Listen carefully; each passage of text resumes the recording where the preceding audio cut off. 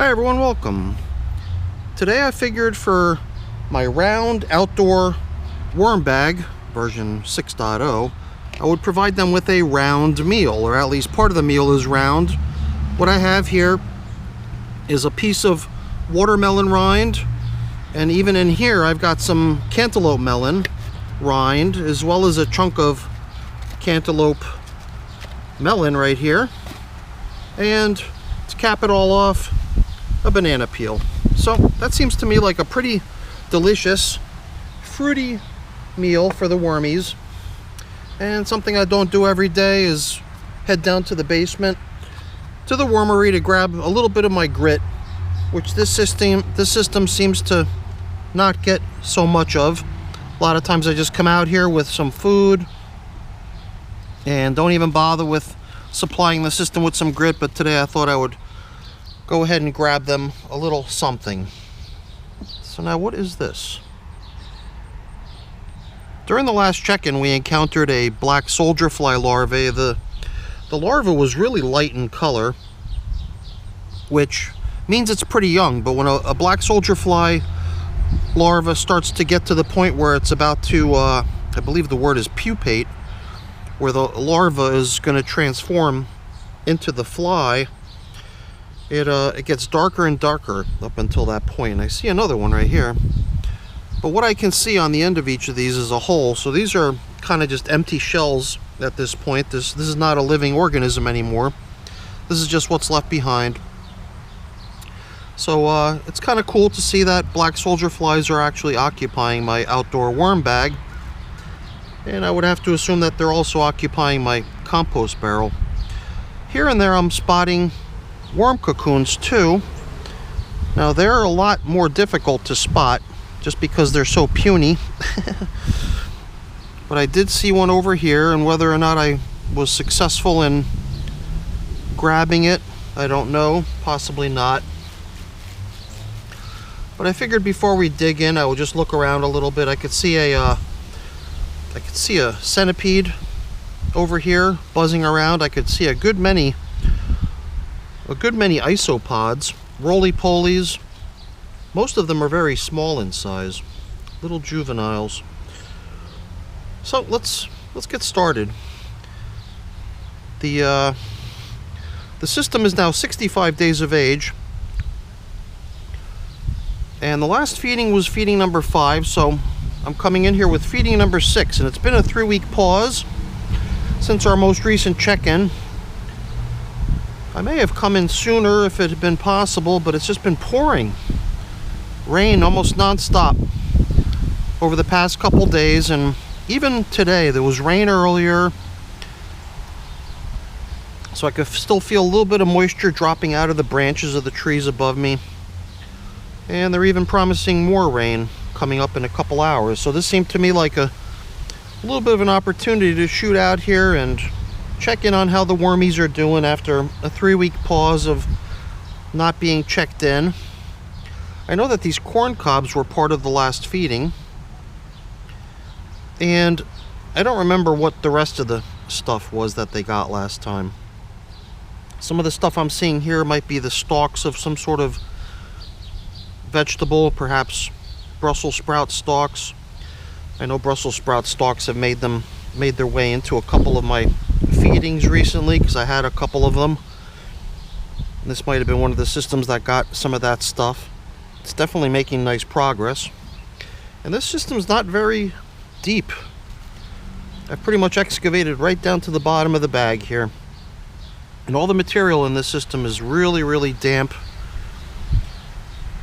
It's been raining, and I figured, you know, that plywood cover that was on here when we started seems to be pretty good protection. I figured perhaps only the edges would be damp from the rain, but it does seem like the moisture manages to get throughout the system in some way. So I've excavated a good size hole down here into which we can drop today's portion of yummy foods and bedding. So the bedding I've got for them, past couple check-ins have been following a little bit of a theme here in terms of the style of bedding materials that I've been using. I've been using mainly manufactured type bedding materials. So like 2 check-ins ago I believe they got mainly stuff like what I'm giving them now, which is just paper products along the lines of napkins and paper towels.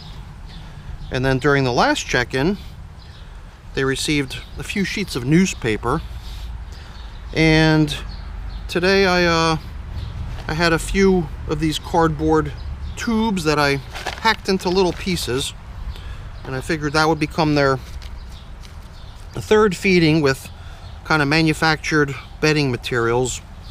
Since I'm out here in my garden, I typically just go over to my bag. I got a leaf bag that I keep a whole bunch of the leaves that I collected in the autumn time, and use leaves as the bedding for the feedings of this system. But more recently I've been shying away from doing that because I've got so little of the stuff left.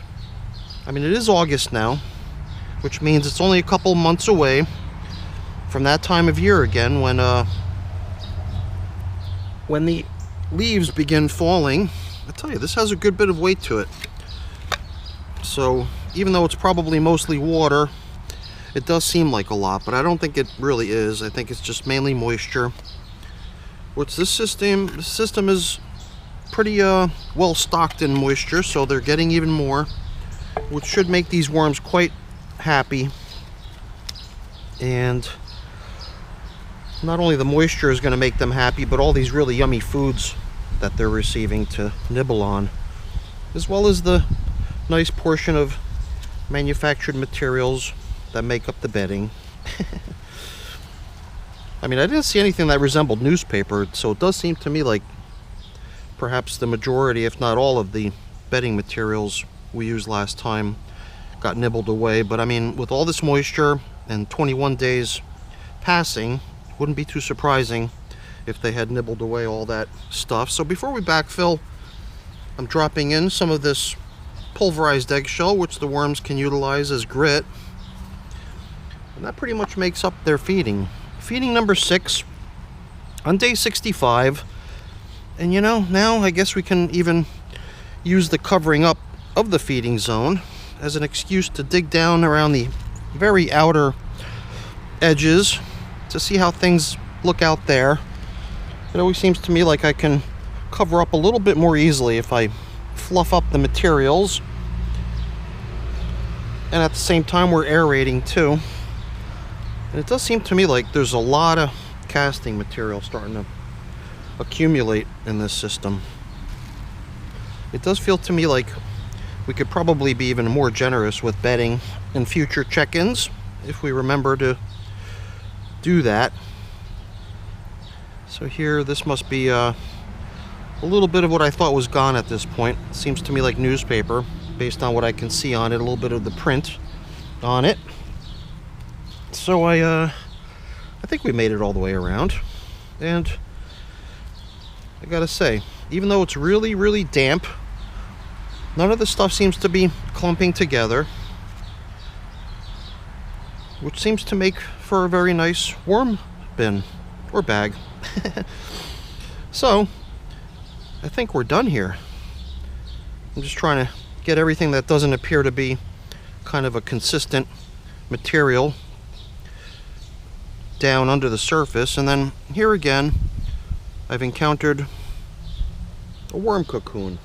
This little tiny kind of greenish colored spherical object on my thumb is a worm cocoon, sort of like the black soldier fly larvae. The cocoons of worms begin out fairly light in color like this and gradually darken as they come closer and closer to that point in time when the little baby worms emerge. Hard to think that a little tiny thing like this would actually produce, I think, even more than one worm. Typically multiple worms come out of these things.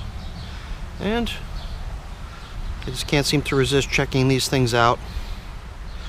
Here I believe we might have one that still could have the black soldier fly inside of it, because I don't see the end of it opened. So put that little guy right back where we found him so they can continue the process and produce a new baby black soldier fly. So back on with the plywood cover, And that brings us to the end of today's check-in with the Outdoor Worm Bag version 6.0. So, hopefully you enjoyed it. If you did, as always, please don't forget to leave me a quick thumbs up before you go.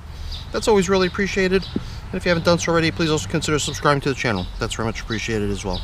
Alright everyone, have a great day. Thanks for watching. Bye now.